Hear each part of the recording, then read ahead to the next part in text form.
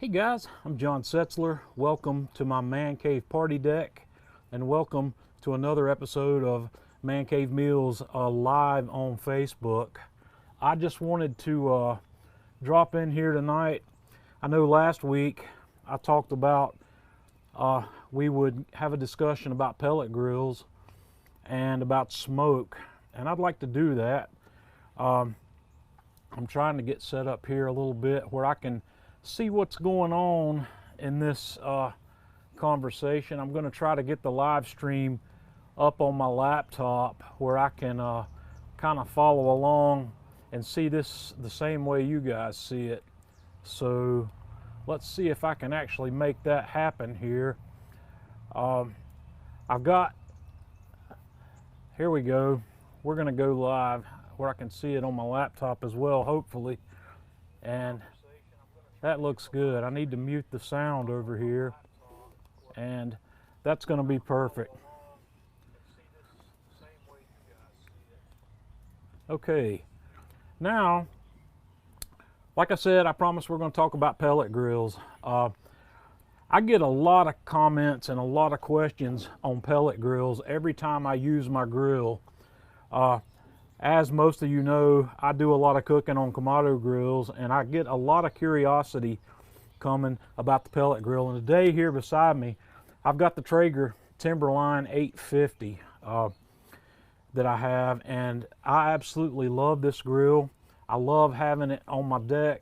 I love cooking with it, and I'm going to tell you some of the things about it. First of all, I want to tell you, for those of you who aren't familiar with how a pellet grill works, I want to just describe it for you. It's got a pellet hopper over here on the right hand side on this particular model that holds over 20 pounds of pellets. And that hopper funnels down and feeds into a tube where there's an auger that spins, and that auger pushes pellets over into the fire pot in the center of the grill. The fire pot's probably about that big around. It's a little bigger around than your typical coffee mug, and it feeds pellets in there, and it's got an igniter rod in there that heats those pellets until they ignite. And then a fan takes over and controls the rate of burn of those pellets. It's all computer controlled, and it's running based on whatever you've got your grill temperature set. It's going to feed those pellets and feed the proper amount of air to keep that fire going and keep the grill temperature at whatever you have it set. They're very accurate. Some pellet grills may be a little more accurate than others, but all of them are accurate enough to cook on. This Timberline is my third pellet grill. I started out about 6 years ago, 6 years or so ago, with a Traeger that was a model called the Little Texas Elite. It was a good bit smaller than this one, a very simple pellet grill. I moved out of that and got into a Yoder YS640. I didn't keep the Yoder very long, and I got this Traeger Timberline, which I absolutely love. I think it's the best and my favorite of the three that I've used. And I'm not going to get into comparing one grill to the other. I just want to say that I love these grills. I love how they cook. And I want to talk about that because I got a lot of questions. I took some questions online earlier this week about what you'd like to know. And a lot of the questions I got were about features. And I don't want to really get into features so much because all these pellet grills have different feature sets. But what I just described to you about how these grills work, they all work by that same premise.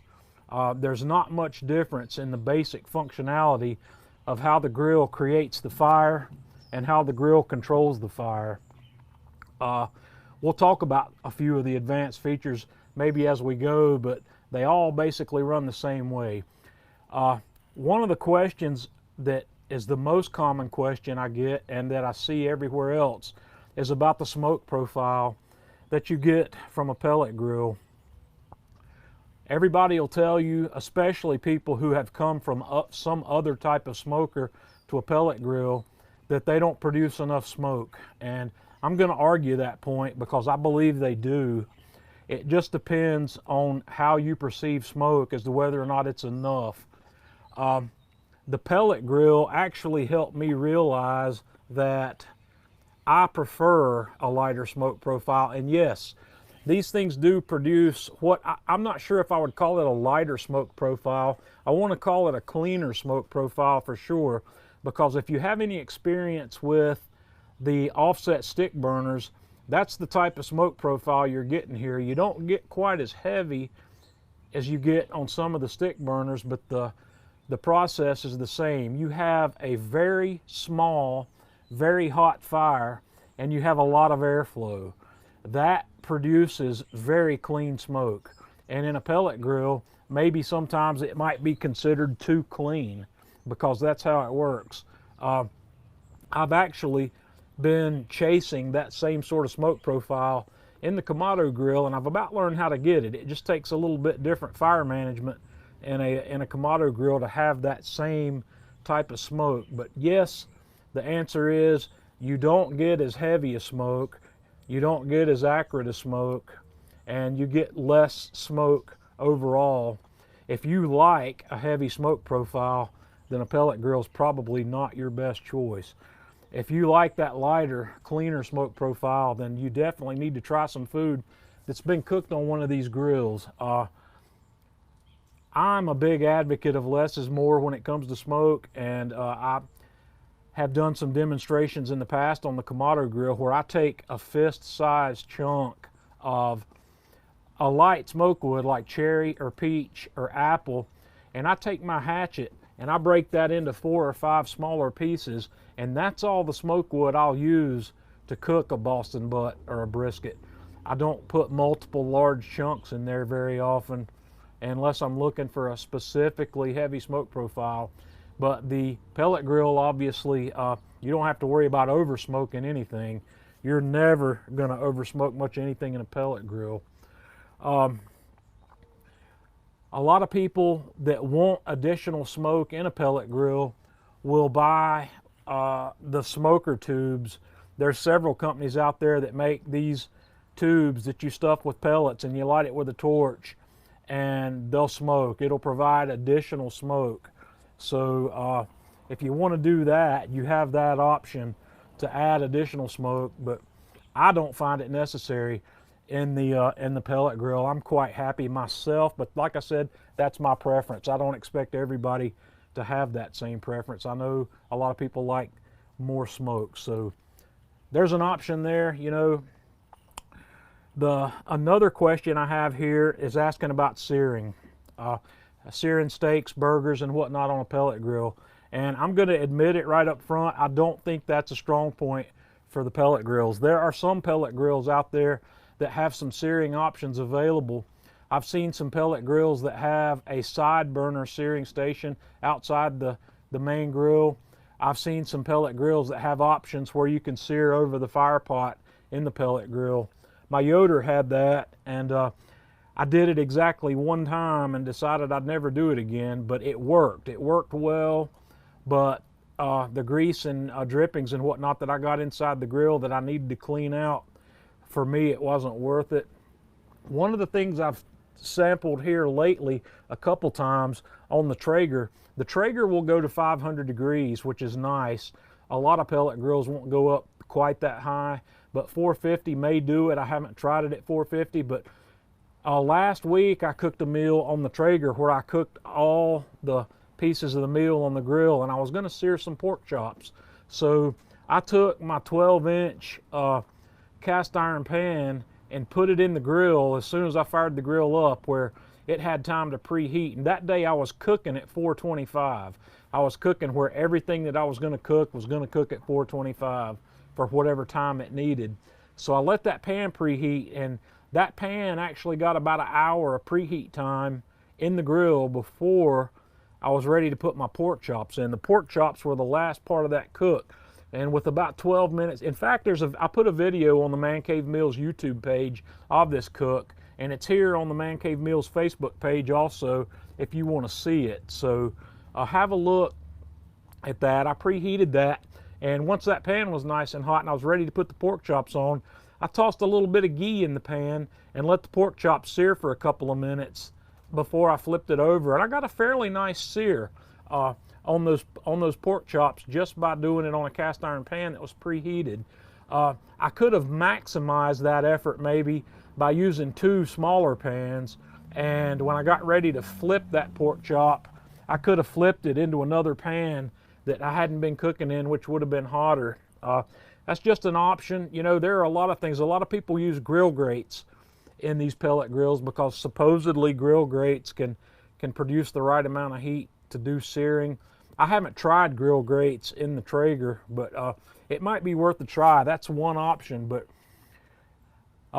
here on the Man Cave Party Deck, I've got a lot of options for searing. I've got, behind us over here, I've got the PK360, which is a searing beast. I've got the Kamado grills as well, which I can sear on. So I don't spend a lot of time worrying about searing on the pellet grill, but I know that I can do it. I just know that I can do that particular function a little better somewhere else. But that, in my mind, is probably the only weakness that the pellet grill has, and it's not all that big a weakness when you look at it. The next question I had was about pellet consumption, and once again, it's going to be a little different depending on what kind of grill you have. What I'm going to tell you is that low and slow cooking, which I'm going to say is between 225, 250, most of your pellet grills are going to burn about 1 pound an hour. And most of your pellet grills have a large enough hopper that you could run that for 16, 18, 20 hours on one load of pellets and not have to worry about it. When you turn the temperature up, you can burn as much as 2 to 2.5 pounds per hour. So it does consume pellets at a pretty decent rate when you crank the heat up. Pellets, if you're used to using lump charcoal, then pellets aren't going to be that big of a deal for you because they're about the same price. You can get pellets anywhere from 50 cents a pound to $1 a pound on average. The Traeger branded pellets are about $20 for a 20-pound bag. I use some of the Traeger pellets. I also use a brand called B&B. B&B pellets are available at my local Academy Sports, and their individual flavor pellets are $15 for 20-pound bags, so they are, you know, like 75 cents a pound. And they also have a blend. I think they may call it a competition blend that I really like, that's pecan, oak, and cherry, and they've got 40-pound bags of that for $20. So that's 10 cents or that's 50 cents a pound.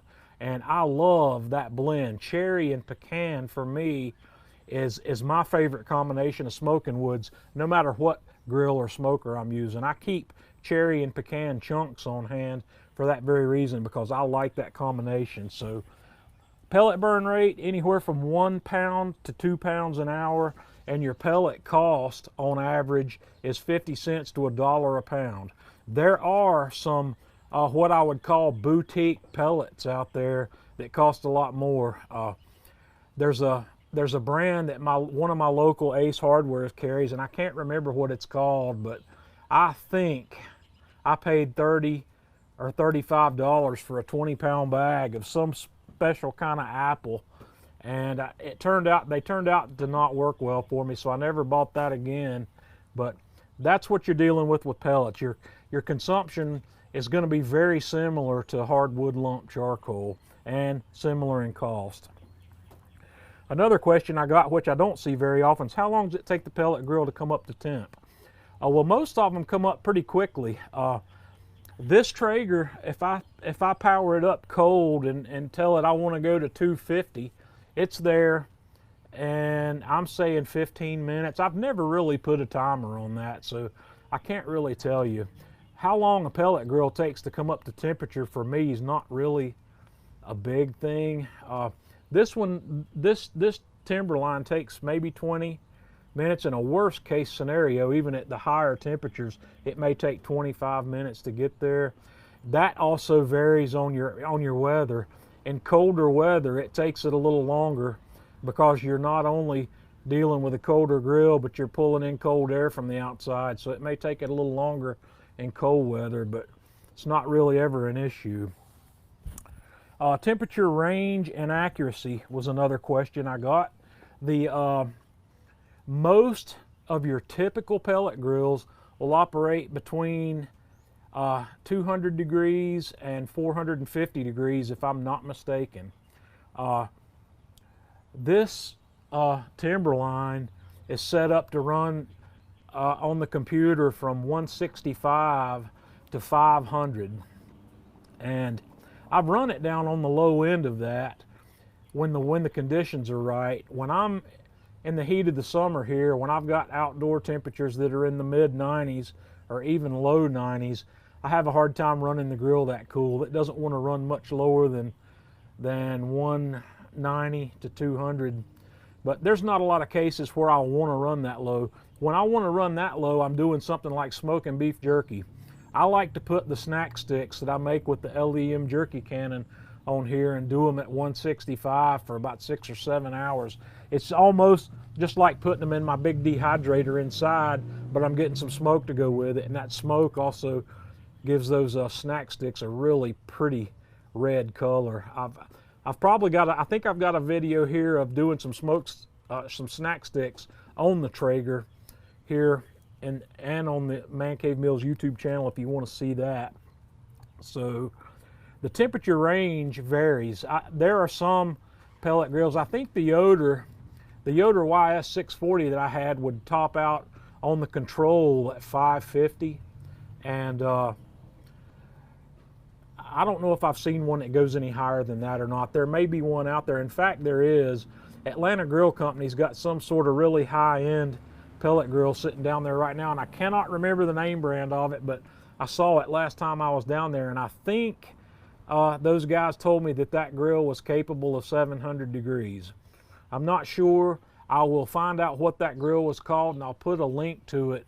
I'll modify the video description here after the fact, now that I've thought about looking at that. But it's a several $1,000 grill, and the cost of that just goes to show the cost of pellet grills is like any other grill. The cheapest pellet grill I've ever seen is $299. They got a couple, I don't even remember the brand name of it right now. They had a couple sitting on the sidewalk at Academy Sports yesterday for $299. And I know at the upper end you can spend $3,000 on a pellet grill without a lot of trouble. Some of them run up that high. The last question that I have here that I've decided I wanted to answer about pellet grills is maintenance and problems that people have. I got specifically asked about flame outs, and I can proudly say I've never had a flame out during the 6 years I've cooked on a pellet grill. And what a flame out is when your fire goes out.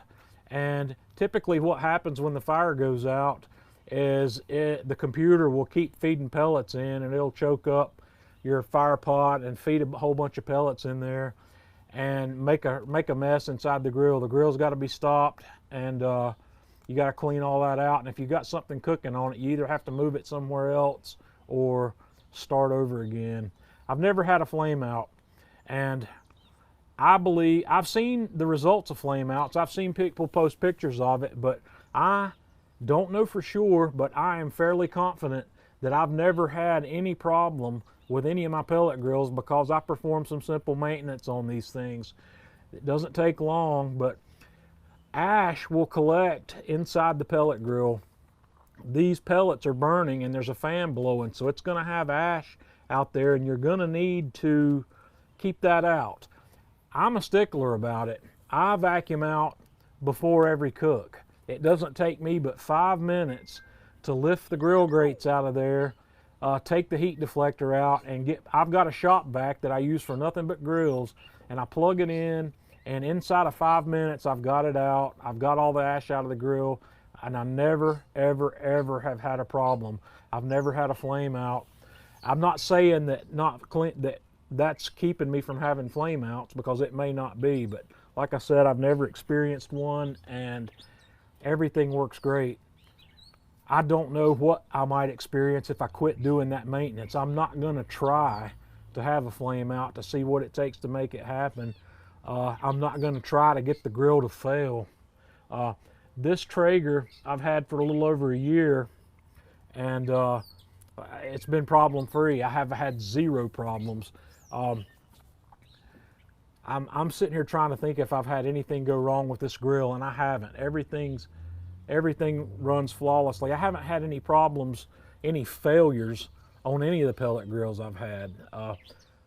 You know, and I do believe it's because if you take care of it, that it's going to work. You're not going to have those sorts of problems.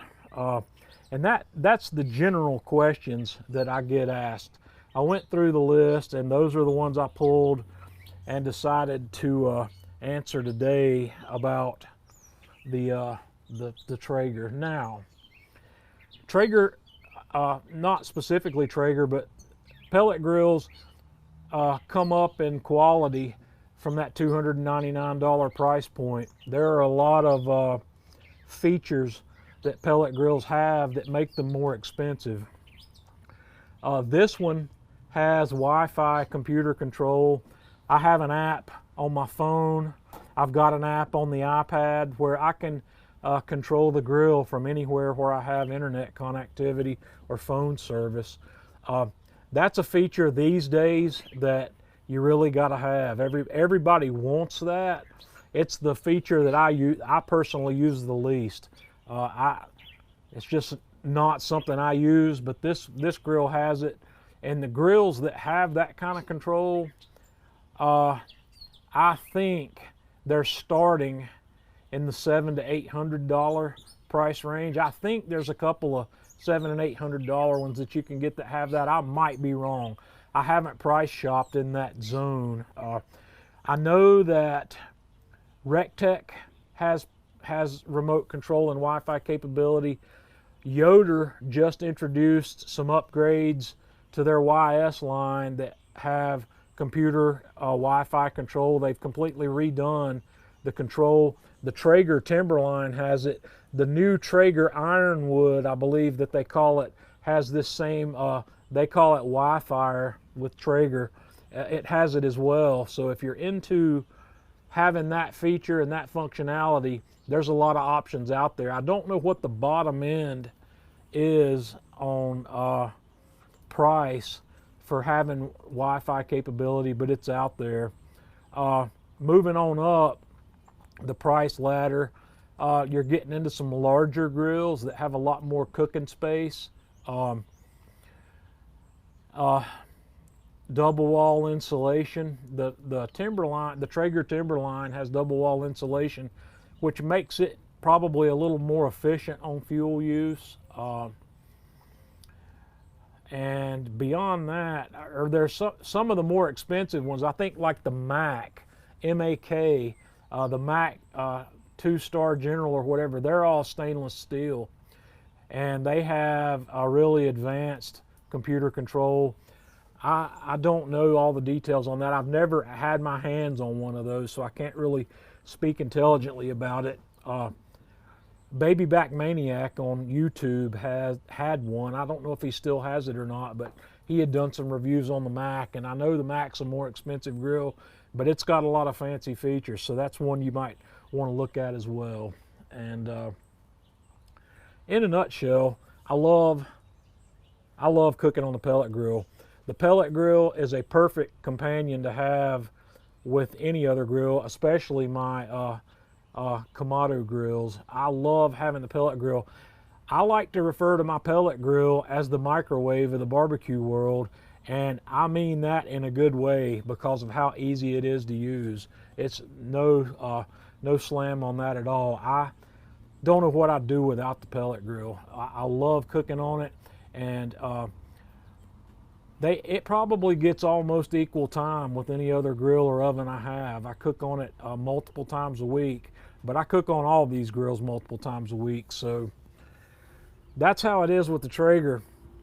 I got my laptop up here where I could try to watch and see some of the comments that were coming through, and I haven't actually been paying attention. I've been trying to watch the computer screen, or try to watch the laptop, or try to look at the camera. Let's see. For those of you who have posted comments and questions here, I will go back after we close off, which we're getting ready to do here momentarily, and I'll answer any questions that you have. If you have any requests for topics that you'd like to have covered via live stream, let me know what those are, and we'll try to do this. Like I said, I'm going to try to do this weekly, and like I said last week, I want to try to do it on Thursday at 7 p.m. Eastern Time. That didn't work out for me this week. Something came up. My wife and I decided we were going to a movie last night, and so I just pushed the live stream off till tonight. But I'd ultimately rather do it on Thursday. So if you have anything you'd like to see discussed or like to learn about, let me know what those are. I don't know how well I'm going to be able to pull off cooking demos live. There may be some short type cooks I can do and do a live stream of the cook, and I'll figure out what those are, and we'll do some of those as well. So thanks for stopping by, and until next time, this is John Setzler with Man Cave Meals.